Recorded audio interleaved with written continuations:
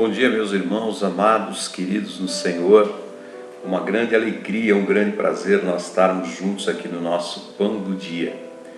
E hoje nós vamos falar sobre aquela voz interior que todos nós temos, que em determinados momentos da nossa caminhada, da nossa vida, nós nos deparamos com ela, nós a acolhemos, a obedecemos, a identificamos, e ela se torna mesmo a voz guia dentro de nós.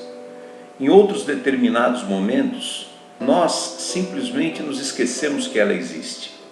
E normalmente quando isso acontece, nos sentimos desorientados, nos sentimos desaconselhados e perdidos, sem sabermos o que fazer. Há determinados momentos em que a voz no teu interior te dá certezas de situações das quais você não tinha uma experiência pregressa e que você não sabe nem explicar o porquê teu sim é sim, o porquê teu não é não, o porquê você faz do jeito que faz, mas há a testificação de uma voz interior. Eu gostaria de ler o texto aqui de Gênesis capítulo 12, quando Deus chama a Abraão. Interessante, que Deus não havia se revelado a Abraão. Aqui é a primeira vez que Abraão tem um contato com Deus e que ouve a voz de Deus. Deus aparece a ele e diz assim: Ora, disse o Senhor a Abraão: sai da tua terra, da tua parentela e da casa de teu pai, e vai para a terra que eu te mostrarei. De ti farei uma grande nação, e serei contigo, e te abençoarei, e te engrandecerei o nome. Sê tu uma bênção. Abençoarei os que te abençoarem, amaldiçoarei os que te amaldiçoarem. Em ti serão benditas todas as famílias da terra. Partiu, pois, Abrão, como lhe ordenara o Senhor. Depois diz assim: tinha 75 anos de idade quando partiu, saiu de Harã. Então, pela primeira vez, Abrão ouve a voz de Deus. Hoje nós falamos de Deus, mas que Deus? Um Deus que ele não havia conhecido, que ele não sabia quem era, que ele não tinha registros anteriores para comparar. Ele ouve essa voz, não é se apresentando, dando um nome, nada. É dando logo uma direção de vida que redundaria numa transformação, numa inversão radical. Saia da tua terra, da tua parentela, da casa de teu pai, vá para uma terra que eu vou te mostrar ainda.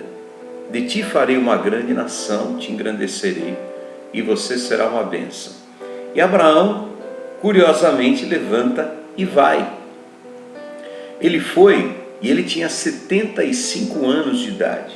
E eu pergunto, o que é que leva uma pessoa como Abraão, estruturada, com a vida feita, alguém que tinha uma estrutura de família e de já ter constituído um determinado séquito, um determinado poder, a obedecer uma voz que ele ainda não conhecia? É porque a voz que ele ouviu testificou no seu coração de que era uma voz que fazia sentido, que precisava ser ouvida, de que era a voz de Deus.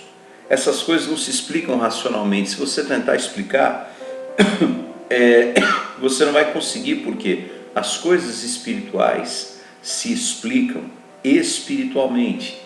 Eu sei que houve uma voz interior em Abraão que testificou completamente que aquela voz era a voz que deveria ser obedecida. Ele a identificou como a voz de Deus. Talvez aquele chamado tenha vindo na direção de um anseio de muitos anos para Abraão, eu não sei. Talvez tenha tocado em pontos da vida dele que ele entendeu: isso aqui só pode ser obra de um ser divino, superior. E Abraão se lança sem restrição diante daquela direção de Deus. O que essa palavra nos traz nos dias de hoje? Todos nós temos esta voz interior, capaz de testificar a voz de Deus quando fala aos nossos corações. Que voz é essa? É a voz do nosso espírito, uma parte de Deus colocada e mantida dentro de nós. Em Eclesiastes 3, a palavra diz que Deus colocou a eternidade no coração do homem. E o homem carrega dentro de si já o eco, que é a eternidade, para que quando Deus fale com ele, a voz de Deus ecoe no seu coração e ele a identifique. Agora, é claro que essa testificação no nosso coração, ela é muitas vezes atingida, alvejada, maltratada, atulhada, esquecida, abandonada, desprezada, até rejeitada propositadamente nos dias que nós vivemos, com tantas coisas.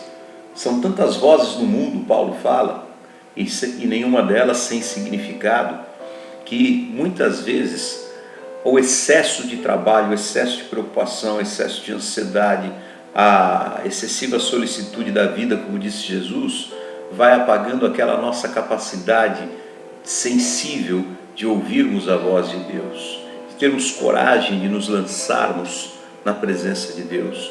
Muitas vezes até a argumentação equivocada daquilo que fala em Jeremias: mas eu vou ouvir meu coração. Coração enganoso.